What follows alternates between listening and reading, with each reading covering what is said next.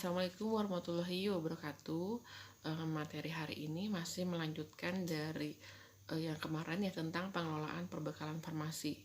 Tapi hari ini akan fokus untuk di instalasi farmasi rumah sakit. Rumah sakit merupakan suatu organisasi kompleks menggunakan alat ilmiah yang rumit difungsikan oleh tenaga terlatih untuk menghadapi masalah medik untuk pemulihan pemeliharaan kesehatan yang baik.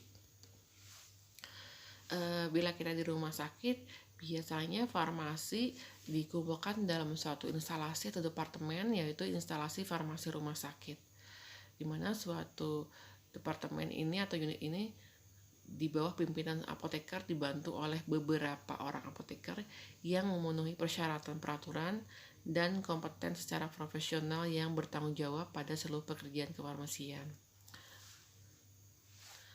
Pekerjaan dan pelayanan farmasi di IFRS pertama adalah bagian perencanaan, ya, pengadaan.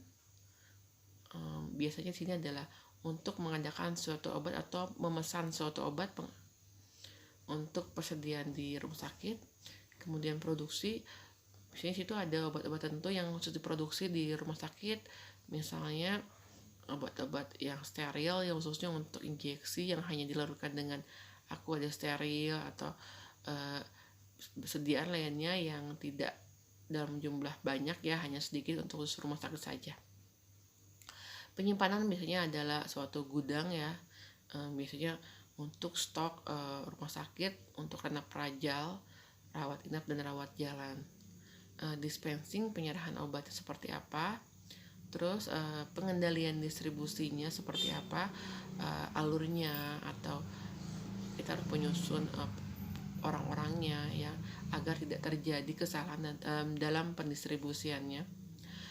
Penggunaan perbekalannya untuk apa saja, ya, pelayanan farmasi misalnya untuk melayani pasien yang rawat inap maupun rawat jalannya seperti apa.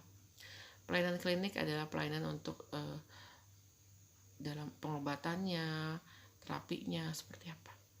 Oke.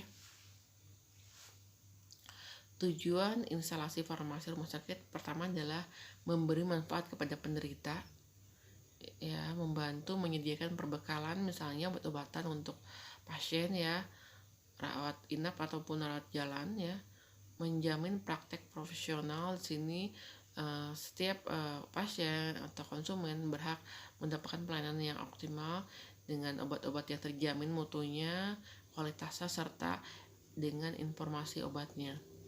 Meningkatkan penelitian dan dalam praktek farmasi. Biasanya rumah sakit perlu mengadakan penelitian untuk mendapatkan pengobatan yang lebih baik lagi atau pelayanan yang lebih baik lagi. Menyebarkan pengetahuan farmasi, memperluas dan memperkuat kemampuan apoteker di RS.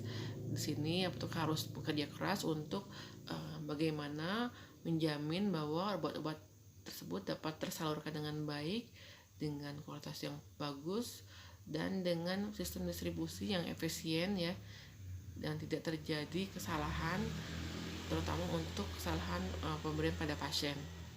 Meningkatkan pengetahuan, di mana setiap pegawai yang di rumah sakit, apoteker, asisten, semuanya untuk berhak untuk melanjutkan pendidikan, meningkatkan kualitasnya dengan pelatihan-pelatihan, membantu mengembangkan kemajuan profesi kefarmasian.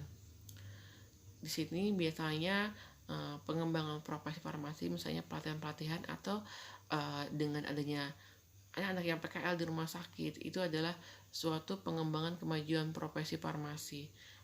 Itu adalah membantu masyarakat lain atau tenaga farmasi lainnya untuk belajar di rumah sakit.